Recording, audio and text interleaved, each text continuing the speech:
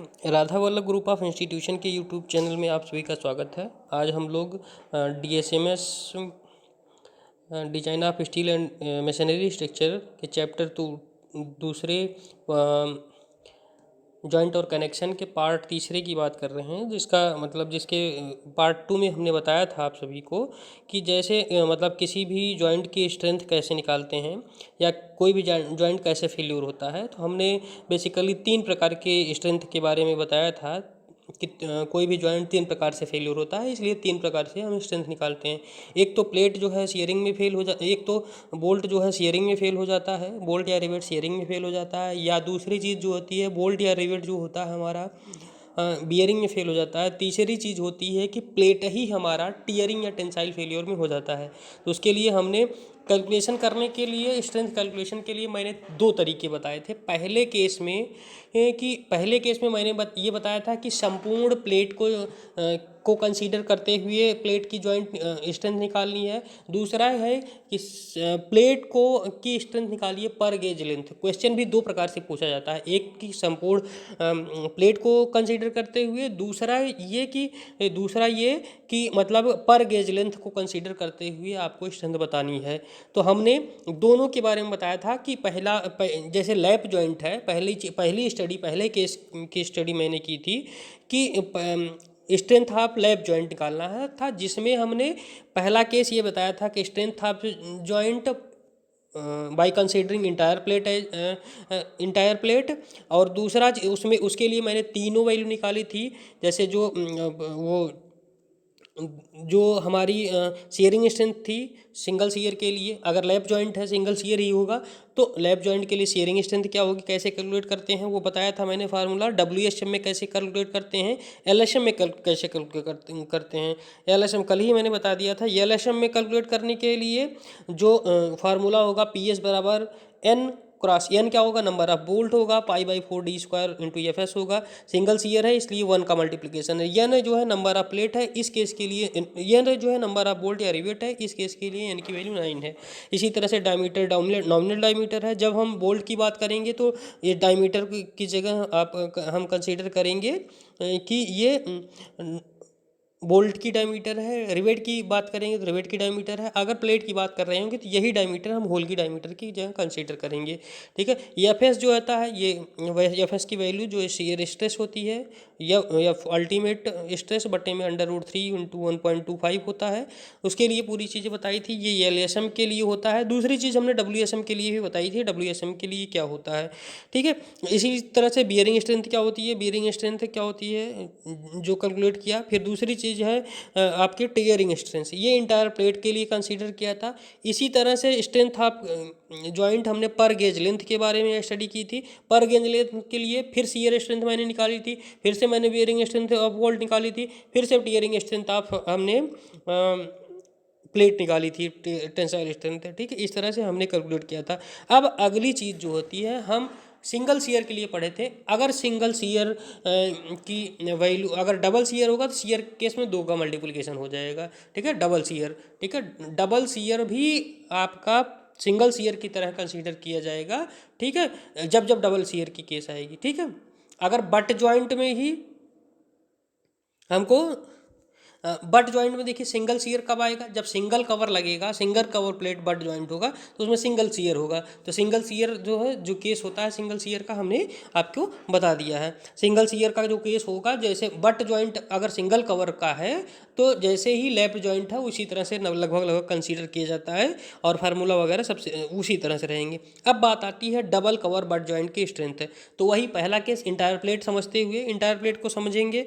जब entire plate को हम कंसीडर करेंगे तब क्या होगा, जैसे ये पूरी प्लेट है, इंटायर प्लेट, पहला केस हमारा क्या है, पहला केस इंटायर प्लेट के केस है। ठीक है, ये पूरी प्लेट है। प्लेट को जो है हम ये मान रहे हैं कि 2 प्लेटें हैं आमने सामने जुड़ी हुई हैं। इसका टॉप व्यू इस तरह से होगा कि ये एक प्लेट है, देखिए ये प्लेट है। ठीक, एक प्लेट इधर से हो गई। ठीक है, इसमें P फोर्स लग रहा है। दूसरी प्लेट हमारी इसी के बाद इधर से हो गई, जिसकी वैल्यू ये होगी। ठीक है, ये हो गई। अब दोनों प्लेटें एक तरह से किस कवर द्वारा जुड़ी हैं, एक कवर ऊपर है। ठीक है, एक कवर ऊपर है, इसी तरह से एक कवर नीचे लगी हुई है, डबल कवर हो जाएगा। जिसका हमने ये यहाँ पर देखे हैं अगर हमको साइड व्यू देखना है, साइड व्यू में आपका पता चल रहा है, ठीक है। इसमें टॉप व्यू से पता चल रहा है कि कितने नंबर ऑफ रिवेट लगे हुए हैं, ठीक है। यहाँ पर केवल फ्रंट व्यू है इसलिए 3 ही दिख रहा है, यहाँ से तीनों एक लाइन, एक रिवेट क्या दिखा रहा है, एक लाइन को दिखा रहा है, एक चेन को, ठीक है। अब देखिए इसमें सीयरिंग स्ट्रेंथ इंटायर प्लेट को कंसीडर करेंगे तो इंटायर प्लेट को हम पीएस से 1 सफिक्स लग जाता है तो पर गेज लेंथ की बात करने लगते हैं, तो यहाँ पीएस ही कंसीडर हो रहा है।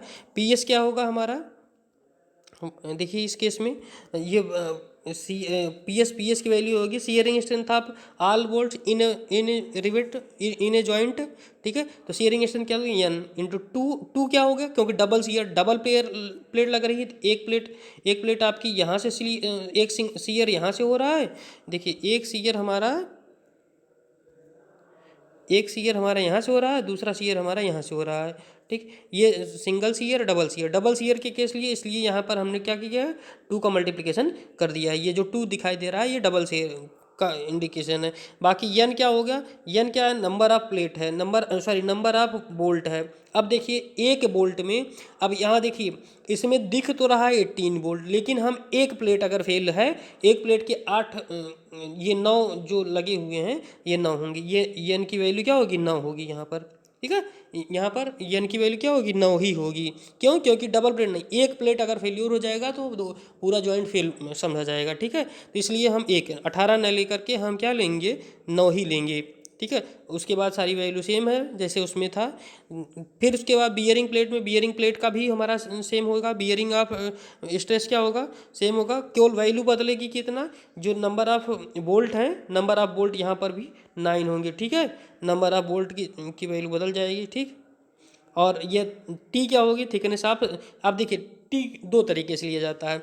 इसमें जो थिकनेस होती है पी बी, देखिए जो शियर स्ट्रेस की वैल्यू क्या है, पी बी, यहाँ देखिए पी बी बराबर N into D into T into में क्या होगा, एफ बी, ठीक है।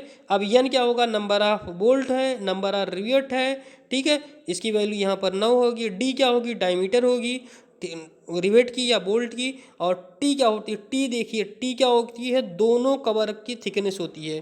टी हमारी क्या होती है, टी थिकनेस होती है। अब देखिए दोनों कवर प्लेट हैं तो T1 और प्लस T2 एक होगा।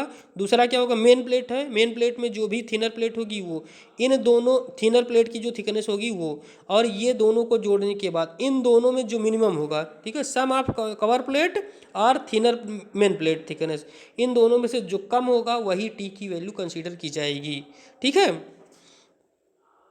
फिर आ गया आपको टीयरिंग या टेंसाइल स्ट्रेस निकालनी है। पहला टीयरिंग और टेंसाइल स्ट्रेस जैसा हमने पहले भी पढ़ा है कि 2 क्राइटेरिया अपनाते हैं। एक क्राइटेरिया क्या होती है, ग्रास एरिया क्राइटेरिया होता है, और इसके बाद एक क्या होता है, नेट एरिया क्राइटेरिया होती है। तो नेट एरिया क्राइटेरिया हमारा ये होगा।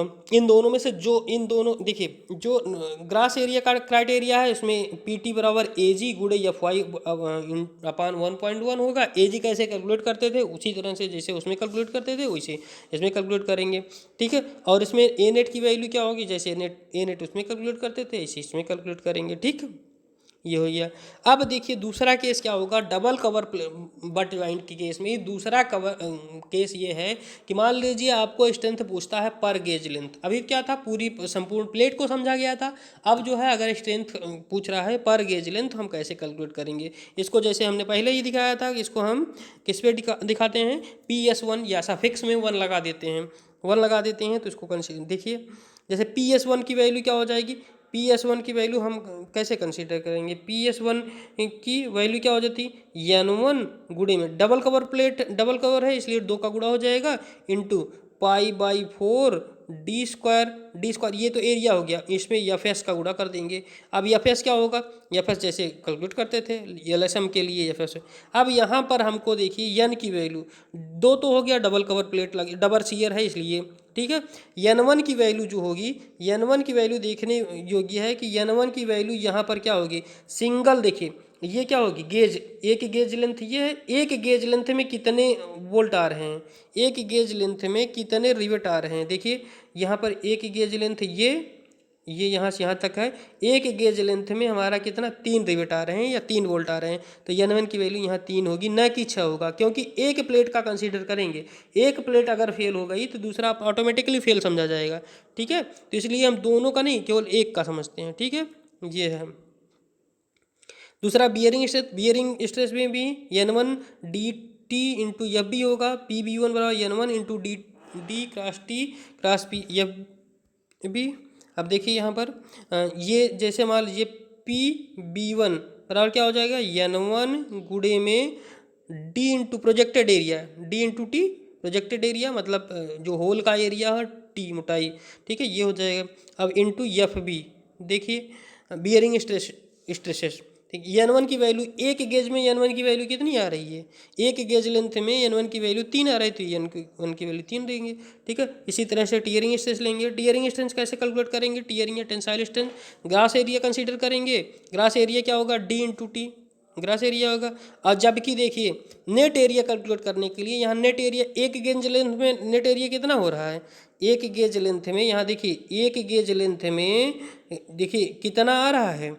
अगर एक चेन चाहे ये कंसीडर करिए, चाहिए तो एक गेज लेंथ में एक चेन में कितना आ रहा है, नेट एरिया कंसीडर कर। नेट एरिया कैसे कैलकुलेट करते थे, एरिया क्या होता था, डी माइनस टी होता था, वो तो ग्रास एरिया है।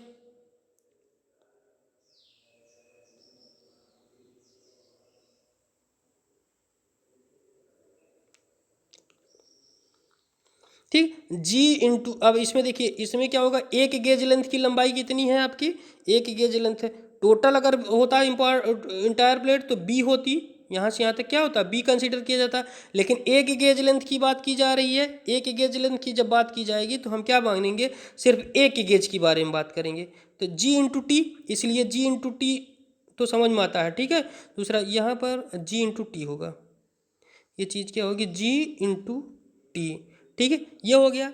दूसरी चीज़ जो होगी हमारी जो दूसरी चीज़ होगी जी, देखिए अब इसमें क्या होगा, टोटल जी क्या है, इसमें यहाँ से यहाँ तक जी है, नेट एरिया मतलब क्या होगा, जी माइनस एक डी। एक गेज लेंथ में एक ही डायमीटर तो घट रही है, देखिए एक ही तो घट रहा है, यही चीज़ घट रही है, तो इसको जी माइनस क्या कर दिया, जी माइनस डी। ये क्या हो गया, ये आपकी चौड़ाई हो गई, और थिकनेस टी गुणा कर दिया, तो ये क्या हो गया, एरिया हो गया। एरिया ये हो गया नेट एरिया, समझ में। इस तरह से हम कैलकुलेट करेंगे।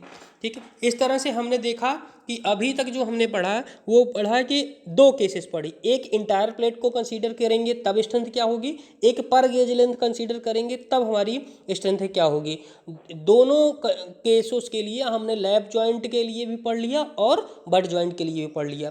लैप जॉइंट के केस में हमने पढ़ा ही बट जॉइंट का single cover plate lap joint जैसा ही होता है, इसलिए सिंगल कवर प्लेट की नहीं पढ़ा हुआ है हम लोगों ने। बट जॉइंट का सिंगल कवर प्लेट जैसे आपका लैप जॉइंट होता है वैसे ही एकदम कंसीडर किया जाएगा। ठीक है, और डबल कवर प्लेट के लिए हमने बता दिया कि डबल कवर प्लेट में डबल सीयर होगा, और वो कैसे कंसीडर किया जाएगा वो हमने बता दिया।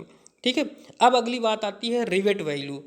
ठीक है, स्ट्रेंथ जो कंसीडर की जाएगी, जो स्ट्रेंथ इसमें देखिए रिवेट वैल्यू से पहले ये जान लीजिए कि जो स्ट्रेंथ कंसीडर की जाएगी इन तीनों में से PS1 या PB1 या PT1 में जो सबसे कम वैल्यू होगी वही उस ज्वाइंट की स्ट्रेंथ समझी जाएगी। इसी तरह से उसमें PS, PB और PT में जो सबसे कम होती थी वही क्या हो जाएगी, स्ट्रेंथ समझी जाएगी उस ज्वाइंट की। जब इंटायर प्लेट का केस आता है तो उसमें PS, PB और PT कंसीडर करते हैं हम। जब इंटायर के केस आता है, अभी हमने जो पहला केस पढ़ा था जिसमें इंटायर प्लेट कम समझा था, तो उसमें हमने PS निकाला था, दूसरी चीज़ निकाली थी PB निकाली थी, तीसरी चीज़ निकाली थी PT निकाला था। अब इन तीनों में से मिनिमम जो होगा, जो वैल्यू मिनिमम होगी वही क्या कही जाएगी, स्ट्रेंथ कही जाएगी ज्वाइंट की इंटायर प्लेट में। इसी तरह से जब हम पर गेज लेंथ का कंसीडर किए हैं तो पर गेज लेंथ के लिए हमने PS1 कैलकुलेट किया, दूसरी चीज़ PB1 कैलकुलेट किया, तीसरी चीज़ हमने क्या किया, PT1 कैलकुलेट किया, PT1। अब इन तीनों में से जो मिनिमम वैल्यू आएगी वो ही क्या कही जाएगी, स्ट्रेंथ ऑफ गेज पर, स्ट्रेंथ ऑफ जॉइंट पर गेज लेंथ कंसीडर किया जाएगा। समझ में, इस तरह से। अब बात आती है रिवेट वैल्यू। रिवेट वैल्यू क्या होगी, रिवेट वैल्यू या वोल्ट मान, रिवेट मान या वोल्ट मान कहा जाता है किसी भी एक रिवेट की जो भी बियरिंग स्ट्रेंथ या शियरिंग स्ट्रेंथ होगी, इसमें से जो कम मान होगा, क्योंकि रिवेट के लिए बोला जा रहा है, तो रिवेट हमने पहले ही बताया है कि जो रिवेट की जो हम जॉइंट की स्ट्रेंथ निकालते हैं, तो पी एस क्या होता है, strength shear strength of rivet, ठीक है। और पी बी निकालते हैं तो बियरिंग स्ट्रेंथ ऑफ रिवेट, ठीक है, रिवेट, ये दोनों रिवेट की वैल्यू निकालते हैं। अब ये दोनों वैल्यू में से जो मिनिमम वैल्यू होगी वही क्या कह जाएगी, रिवेट वैल्यू कही जाएगी। रिवेट या वोल्ट की स्ट्रेंथ का न्यूनतम मान ही रिवेट मान कहलाता है। समझ में आया?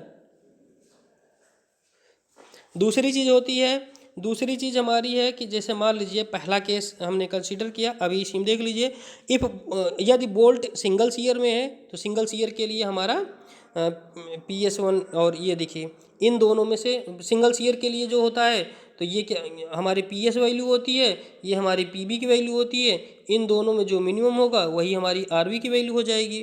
समझ में आएगी नहीं? दूसरी चीज़ होगी जब डबल सीयर होगा हमारा, जब डबल सीयर की बात आएगी, जहाँ भी डबल सीयर की बात आएगी तो डबल सीयर के लिए यहाँ 2 का गुणा हो जाता है, जैसा कि हमने बताया ही है, ठीक है। और एक रिवेट की वैल्यू, एक रिवेट का मान होगा, यहाँ n1 की वैल्यू क्या होगी, n जो होता है वो n की वैल्यू क्या हो जाएगी, यहाँ 1 ही रहेगी, क्योंकि एक रिवेट के लिए जो भी मान होगा, एक रिवेट की बियरिंग स्ट्रेंथ या एक रिवेट की शियरिंग स्ट्रेंथ में जो मिनिमम वैल्यू होगी वो रियल वैल्यू होगी, ठीक है। तो यहाँ पर आप देख लीजिए कि इसमें एक n की वैल्यू, n की जगह 1 ही कंसीडर किया गया है, इसलिए n नहीं लिखा गया है दोनों केस में। तो इसमें जो वैल्यू होगी, दोनों में जो मिनिमम वैल्यू होगी वही क्या कहेगी, रिवेट वैल्यू कही जाएगी। अगर हमको कोई, अगर मान लीजिए हमको क्या लगा पूछा किसी जॉइंट में कितने बोल्ट या कितने रिवेट की आवश्यकता है, ये पूछा जा रहा है, तो उस मतलब रिवेट या बोल्ट की आवश्यकता n बराबर कि उस जॉइंट पर कितना फोर्स आ रहा है बट्टे में उस जॉइंट की जो रिवेट वैल्यू है वो कितनी आ रही है, दोनों का डिवाइड कर दीजिए तो हमको ये पता चल जाएगा कि मिनिमम नंबर ऑफ रिवेट और bolt is required for a joint, ठीक है, ये वैल्यू हो जाएगी। अब बात आती है किसी भी जोड़ की इफ़िशियंसी, किसी भी जोड़ की दक्षता क्या होगी। तो किसी भी जोड़ की दक्षता कैसे निकालती हैं, पहली चीज़ जोड़ की स्ट्रेंथ ही हमने 2 प्रकार से निकाली है, एक इंटायर प्लॉट को कंसीडर करते हुए, दूसरा क्या कंसीडर करते हुए, पर गेज लेंथ कंसीडर करते हुए। तो किसी भी जोड़ की दक्षता भी जो आएगी 2 प्रकार से आएगी, क्वेश्चन भी इसी प्रकार से 2 प्रकार से पूछा जाता है, ठीक। पहला केस होगा, केस पहला क्या होगा कि मतलब पूरी इंटायर प्लेट को हम एक कंसीडर करें तो इफिशियंसी नीटा बराबर क्या होता है, जोड़ की दक्षता नीटा बराबर क्या होगा, जो भी PS मतलब शियरिंग स्ट्रेंथ, बियरिंग स्ट्रेंथ और टियरिंग या टेंसाइल स्ट्रेंथ की न्यूनतम वैल्यू होगी बटे में सॉलिड स्ट्रेंथ, न्यूनतम वैल्यू मतलब जो न्यूनतम सामर्थ्य होगी वो बटे में सॉलिड प्लेट जब होल वगैरह नहीं किया गया है उसकी जो सामर्थ्य होगी, दोनों के सामर्थ्य का डिवाइडेशन करने पर ही हमको उस जोड़ की दक्षता प्राप्त होती है। इसी तरह से एक दूसरे केस में पर गेज लेंथ के केस में क्या होगा कि लीस्ट वैल्यू ऑफ PS1 मतलब शियरिंग स्ट्रेंथ निकालिए पर गेज लेंथ, फिर बियरिंग स्ट्रेंथ निकालिए पर गेज लेंथ, फिर टियरिंग स्ट्रेंथ निकालिए पर गेज लेंथ, इन तीनों में से जो मिनिमम आएगा उसका बटे में सॉलिड की स्ट्रेंथ पर गेज लेंथ, सॉलिड प्लेट की स्ट्रेंथ पर गेज लेंथ निकालिए, दोनों का डिवाइड करिए, वो दक्षता हो जाएगी।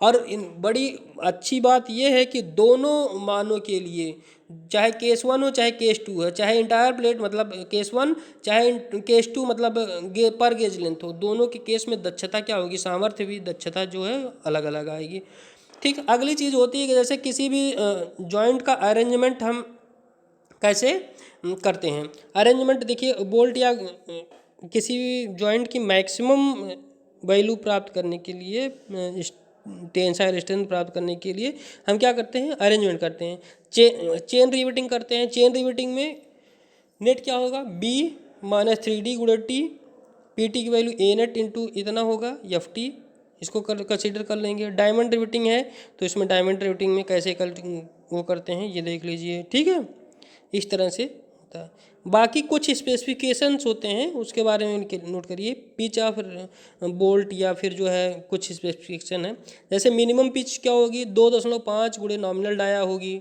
बोल्ट या रिवेट की। मिनिमम एज क्या होगी, मिनिमम एज डिस्टेंस जो होगी वो 1. Minimum edge distance and end distance क्या होगी, 1.5 डाया बोल्ट होगी, बोल्ट होल होगी अगर मतलब मशीन कट एलिमेंट है, और 1.7 डाया होल है अगर हैंड कट एलिमेंट है। अगर हैंड हाथ से काटा जा रहा है तो 1.7 गुणे डाया होल होगा। और ये मिनिमम एज डिस्टेंस या इंड डिस्टेंस की बात होगी। मैक्सिमम एज डिस्टेंस या इंड डिस्टेंस क्या होगी, 12T साई, जिसमें साई क्या होगा, जिसमें एप्साइलन 12T एप्साइलन, ये एप्साइलन की वैल्यू होती है √250 में एफ वाई जहाँ ईल्ड स्ट्रेंथ होती है माइल्ड स्टील के। माइल्ड स्टील केस में ये 250 एफ वाई की वैल्यू 250 होगी, या एप्साइलन की वैल्यू जो होगी वो 1 हो जाती है। ठीक है, 12T से अधिक नहीं होती। और ये 12T से अधिक इसलिए नहीं होती है मैक्सिमम एज या इंड डिस्टेंस, ताकि जो है सेपरेशन अप प्लेट न आ जाए, प्लेट के बीच में सेपरेशन न आ जाए। मैक्सिमम पिच या बोल्ट या रिवेट की वेल्ड की कंप्रेशन जोन के लिए जो होती है 12T, या फिर जो होगी 200 mm, जो इसमें से लेस होगी वही होगी। ये देखिए। तो तीसरा क्या है आपका, मैक्सिमम पिच या बोल्ट वेल्ड के लिए 16T, अगर टेंशन जोन है 16T या 200 mm है। ठीक है, अगर यही स्टैगर्ड पिच है तो 18T या 300 mm में से जो कम होगा। ठीक है, इस तरह से आज की क्लास ये हुई जिसमें जॉइंट के बारे में हमने आपको बताया। आगे की क्लास कल बताएंगे। Okay, thank you.